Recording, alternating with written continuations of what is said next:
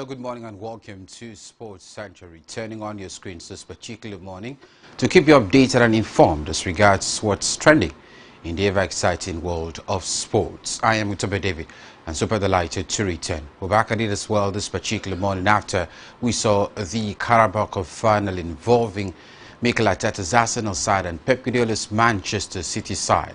One side were actually, of course, slated to be champions at the end of it. We'll get a look at that particular game and what went wrong, especially for the North London side. We'll look at the world of basketball, the world of cricket. We'll also look at the world of tennis. And of course, would extensively have a conversation as regards all of these topical stories making rounds in the exciting world of sports. But before we talk about stories like this, let's first of all bring you up to speed with big development making rounds in the exciting world of sports. Welcome to the show.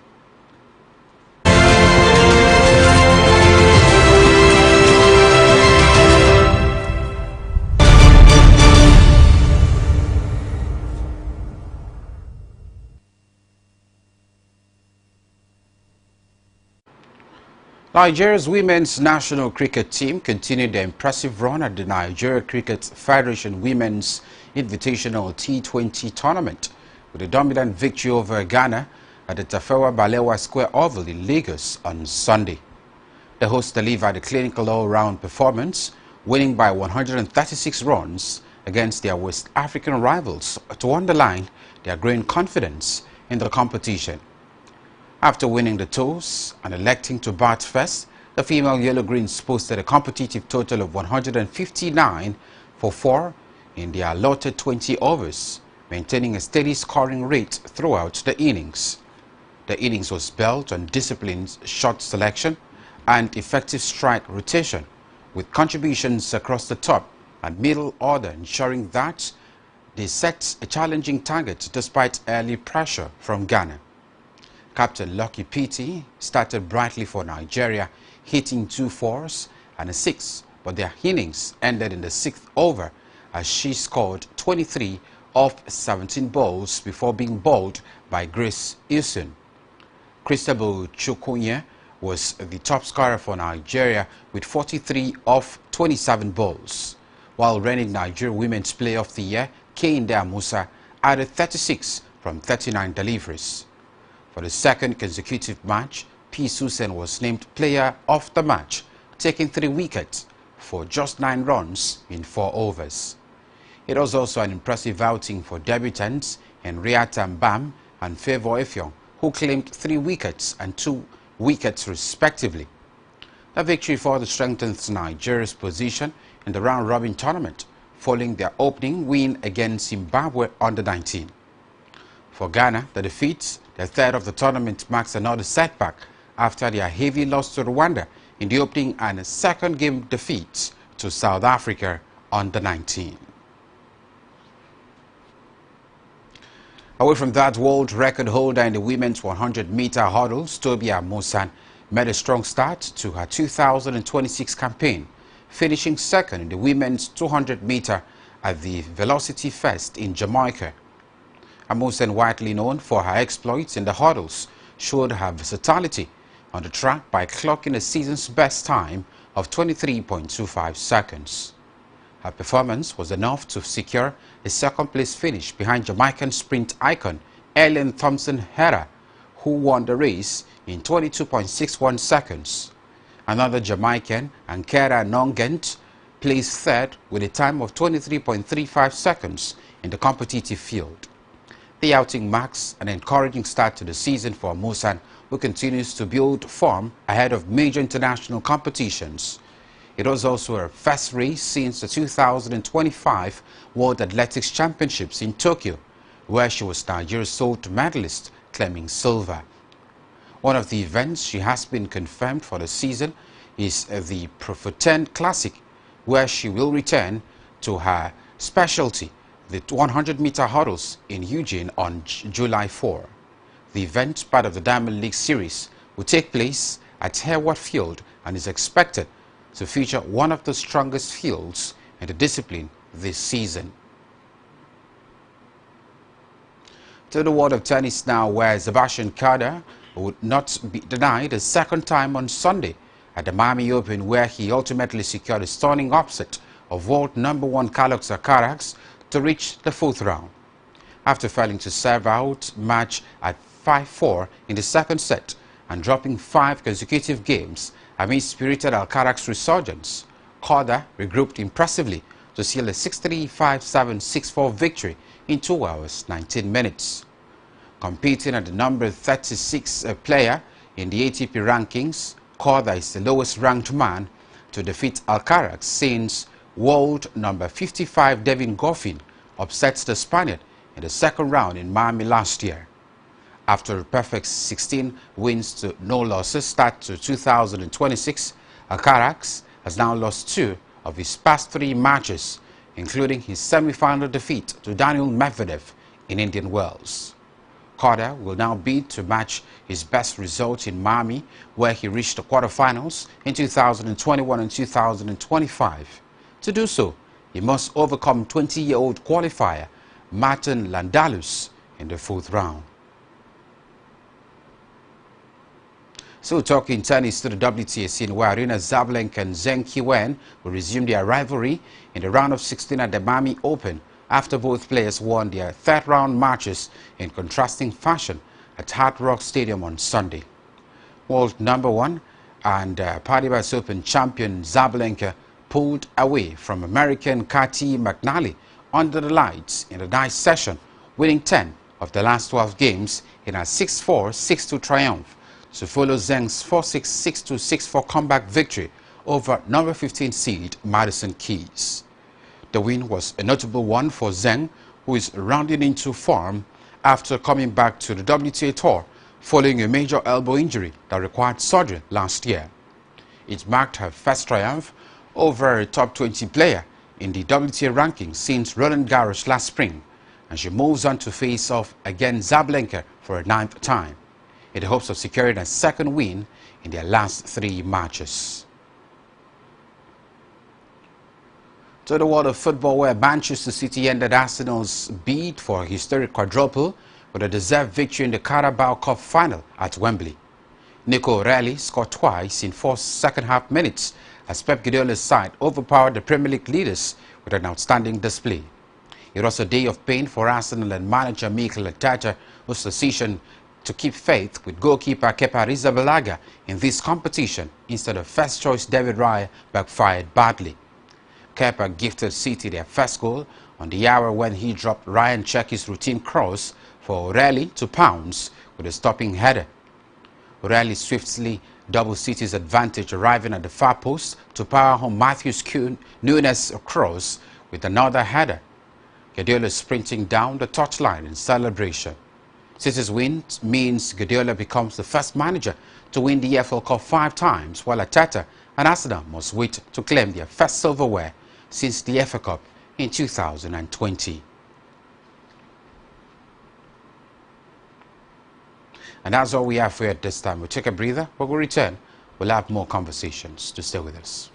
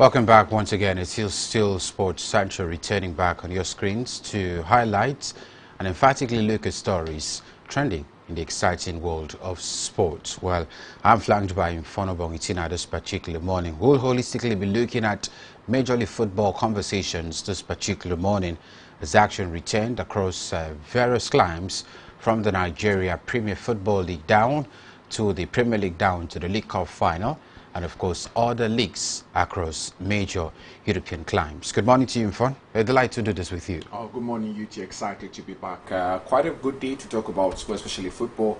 Arsenal finally no longer quadruple now, looking at the treble. Let's see if they can still make it done. Still trimming. Maybe from now we should be talking about a brace. That's 2 titles. Never can tell. But we're going to talk about the Arsenal conversation shortly.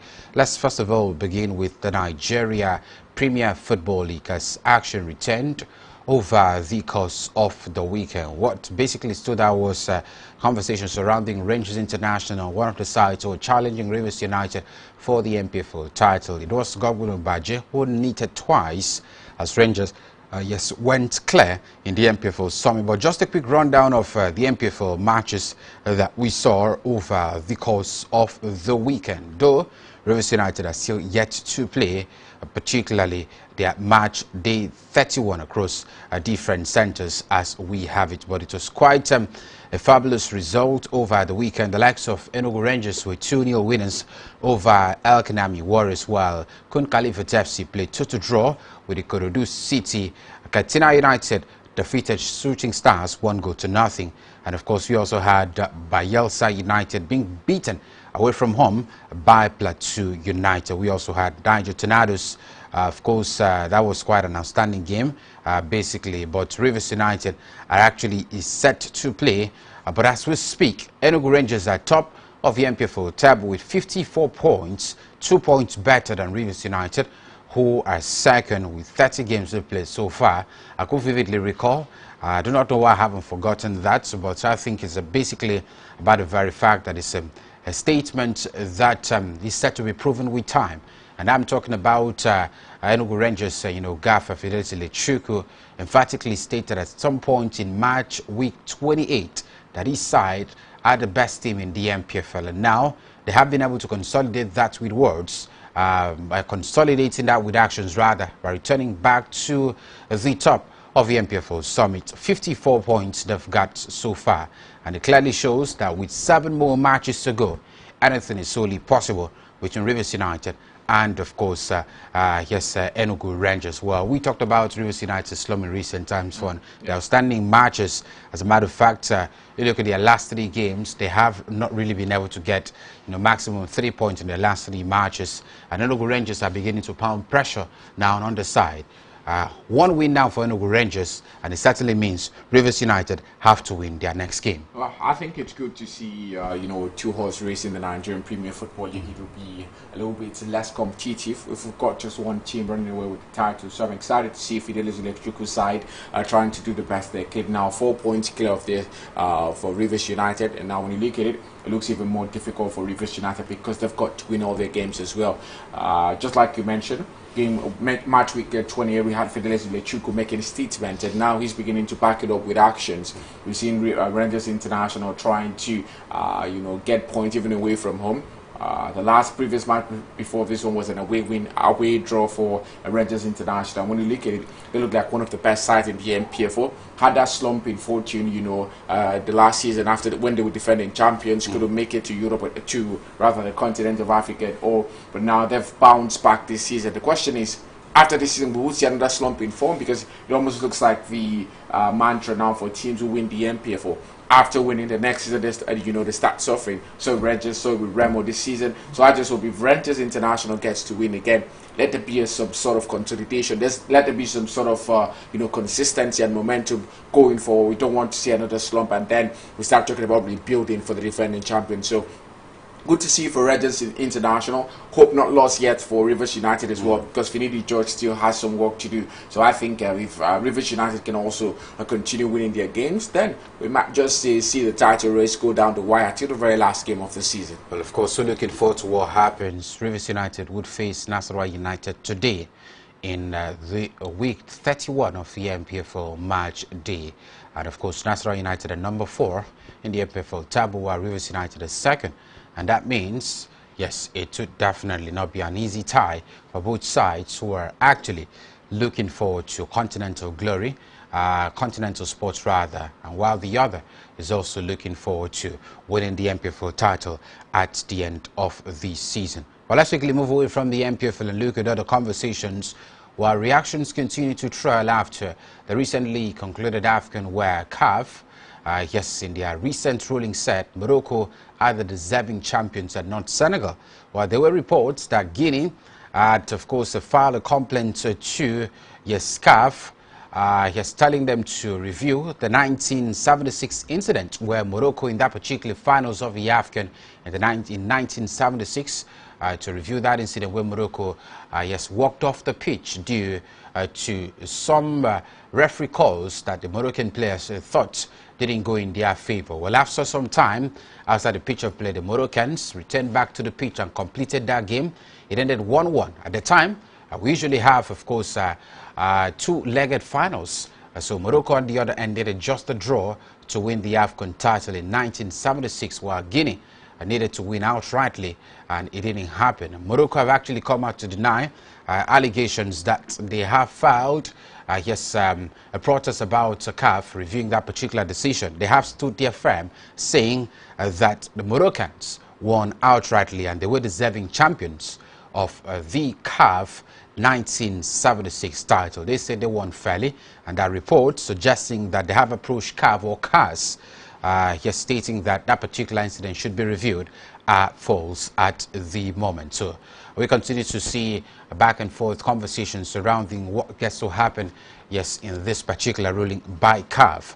But of course, still talking about CAF this particular morning, we hear that CAF has also moved to reassigned Sadio Mane's MVP award. That's the conversation at the moment. Well, it comes on the heels of his CAF saying, come on, Senegal are no longer the champions, that it is Morocco.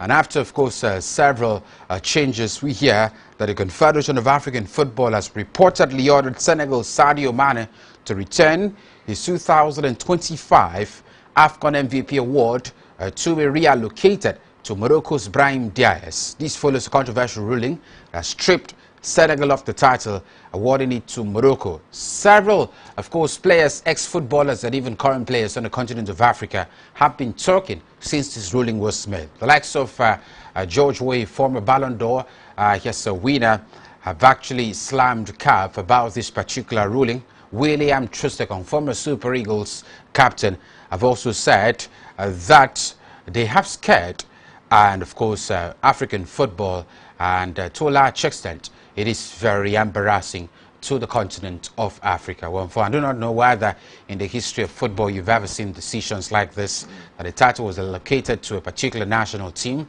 and afterwards, after about 2 to 3 months, it has been, you know, reviewed and reallocated to another team. And now the MVP award, they're calling Sadio Mane. Bring back that MVP. We have to give it to the Brahim Diaz. He deserves it ahead of Senegal. Well, I think it's quite funny at this stage. You know, we're beginning to, you know, put ourselves as laughing stock into the media. Everyone is talking about it now. Just like you mentioned, William Troost-Ekong, listen to the full interview and all of that. He was saying that, you know, as Africans, we're supposed to be exporting ourselves to the world in a good way. But now we are showing the world, come on, look at us, we don't know what we are doing. So it's very, very ridiculous at this point. I'm very sure Sadio Mane wouldn't return that award. And first of all, it's already on appeal. So what happens if he returns it and then, you know, the appeal is in favor of Senegal? Would Brahim Diaz also return it to, you know, what's his name, Sadio Mane? So I think everything should just be put on hold. CAF just making all these other statements are quite very funny, and I think it should. Everyone should just take a pause for now. Let's try to sort this issue. I think it's already gotten out of hand. It's gotten out of hand, and we shouldn't be here at this point, but we're here. So my earnest prayers are that CAF can just get to resolve the issue, because the earlier we resolve this issue, the better for us, because when we keep talking about it, it fills up the media space, and everyone is talking about this discrepancy by CAF, instead of talking about the 2027 African is just by the corner. So if you're looking at other things, you know, the 2026 World Cup is just around the corner. We should be talking about African teams and how well they will do. But we should be talking about the African that's finished. I just hope CAF can, you know, get to sort this issue, and then we move forward as a continent. Well, we're looking forward to developing stories as regards CAF. Will there be a U-turn? Will Senegal win when, of course, the verdict is finally being pronounced by the Court of Arbitration for Sports? It remains question marks that are actually begging for answers, and with time, we'll definitely know where to stand. But let's quickly move away from that now and look at all the conversations on the show this morning. We hear that the Nigerian, with an extraordinary general in Yanagwa, that would actually set the tone ahead of major, NFF elections that is expected in no distant time. We'll definitely monitor proceedings in Yanagwa, and we'll also let you know how things are happening over there.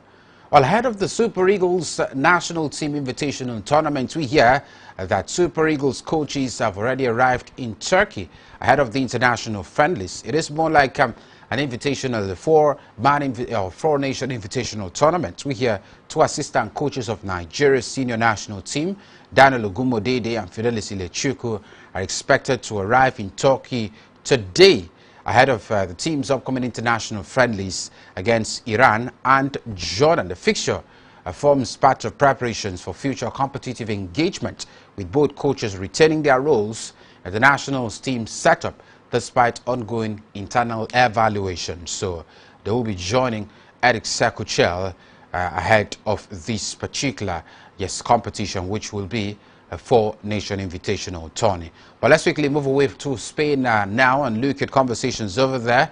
Not just Spain, but even in England. Some Nigerian players start over the course of the weekend. We talked about the Madrid derby in Spain, where, Real Madrid were 3-2 winners at the end. A 5-goal thriller we saw at the Estadio Santiago Bernabeu, with Alvaro Arbeloa's boys having a good run of form in recent times. But one man stood out for many Nigerians, and it was Ademle Lookman, also scored in his first Madrid derby in the Spanish capital. Jibade, of course, also had a goal for herself over the course of the weekend, while Taiwo Wuniyi also helped Nottingham Forest move a little bit up in the Premier League table outside the relegation waters. That result also saw Tottenham Hotspurs sinking to the relegation waters, and this has been conversations before and after the course of the weekend. One fun. Taiwo Wuniyi, of course, scoring. This could definitely mean somehow a big motivation for the man to do better before the end of the season. Few games before the end, it could also prove something very pivotal for them. Well, 2025, 2026 has been a very difficult season for Taiwo Wuniyi. You know, talking about the injury that happened, you know, and abdominal issues. When you look at it, it's very serious. But the man has been able to put that behind him. He's been on the bench for quite a long time. But when he's given the opportunity to play, he scored 2 goals already this season in the English Premier League. So that's just one below Igor Jesus. Igor Jesus is the starting striker for Nottingham Forest. Igor Jesus has scored 3 goals for Nottingham Forest as well. And Taiwo, when he was not really had minutes, has got 2. So look at it, it's not really far off. So it gives the coach something to worry about. Do they really need to get rid of the man? Because there are reports that Taiwo Wuniyi might just be leaving at the end of the season. Well, Lorenzo Luca was brought in from Napoli as already. I hear that there are no talks for him to make that move permanent. He's not even in the starting lineup anymore, not even in the team squad. So definitely Taiwo Wuniyi, I think he's doing enough to give the board a rethink and saying, come on, I need to play for Nottingham Forest. Good to see him score yesterday. Good for his confidence as well. Good for his confidence, many would say, but the League Cup final. It was the Carabao Cup final at Wembley Stadium just yesterday evening, where Manchester City defeated North Londoners Arsenal 2-0 at Wembley Stadium to win the Carabao Cup, ending the Gunners' dreams of winning the quadruple this particular season. It was the man whose one man saw the party, Nico O'Reilly, the man best as the hero for City, scoring twice in the second half to hand Pep Guardiola's side the trophy and deny Mikel Arteta's team their first League Cup title since 1993.